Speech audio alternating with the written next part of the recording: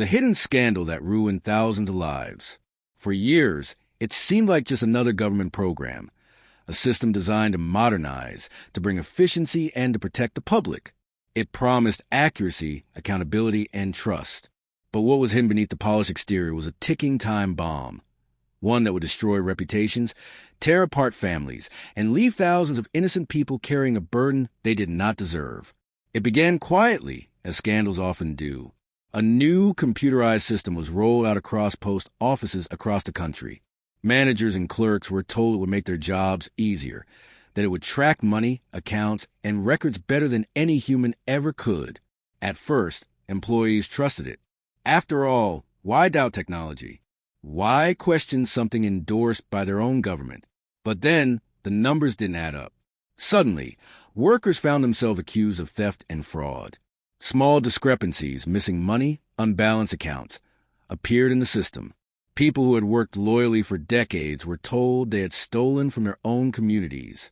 They protested their innocence, insisting the system was flawed.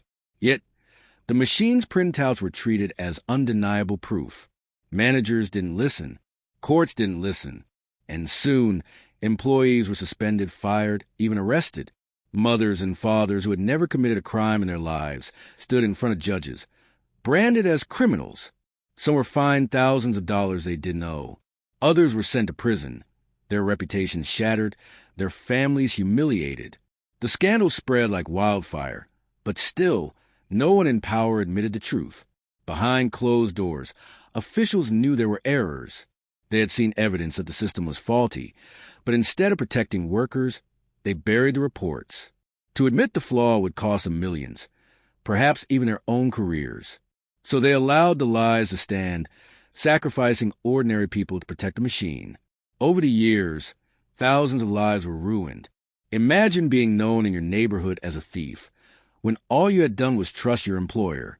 Imagine losing your home, your savings, and your dignity because of a number on a screen. Some victims never recovered. Some went bankrupt.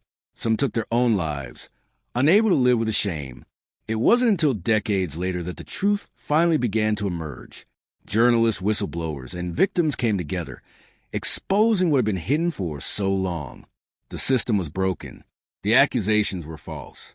And the real criminals were not the clerks or the managers on the ground, but the people who had ignored the warnings and chosen silence over justice. The scandal became one of the worst miscarriages of justice in modern history. It raised deep, unsettling questions. How many lives can be destroyed before someone speaks out? How much faith should we put in technology when it's controlled by people who value profit over truth?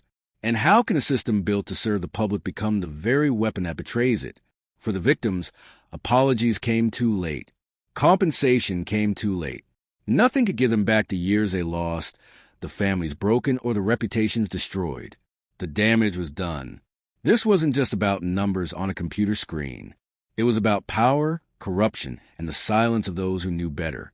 And in the end, it's a reminder that the greatest scandals are not the ones we read about in headlines, but the ones buried in files, hidden from view, while thousands suffer in silence.